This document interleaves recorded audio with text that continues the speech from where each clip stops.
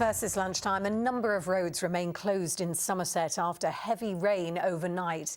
The fire service and rescue service have been helping those who got stuck in their vehicles after driving through floodwater. All eyes are now, of course, on the weather forecast. And for the latest situation, let's go to Andrew Plant, who's on the Somerset Levels. Andrew.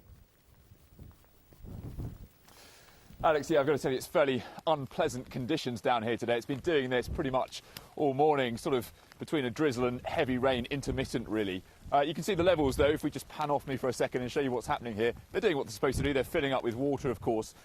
This road here though, you can see what happens when it gets a bit too much. It starts to spill over, which it's doing there and has done further up that road as well, where the water gets to be about a foot deep. You can't do anything about that, you can build it up one side, but then the water will start to pop out in a different place. So all they've done here is just close this road. This is the road to Muchelney at that end and Langport at the other end. You might remember that actually from 2014. Muchelney was a place that became an island, if you like. Since then, they've built a much higher road into it, so people aren't cut off. There is another way in, but this road completely closed to traffic at the moment.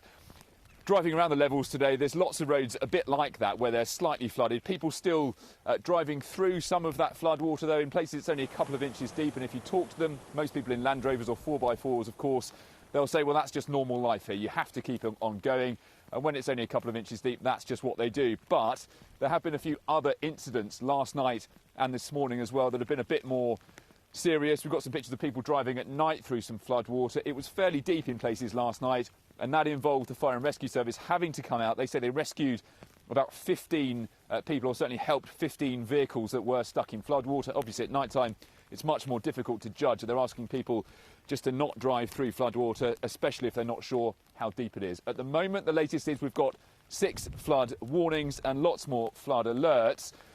People keeping a very close eye, the Environment Agency, on whether the dredging that happened here after the 2014 flooding is doing its job. Nobody wants this to get any worse, especially not this close to Christmas.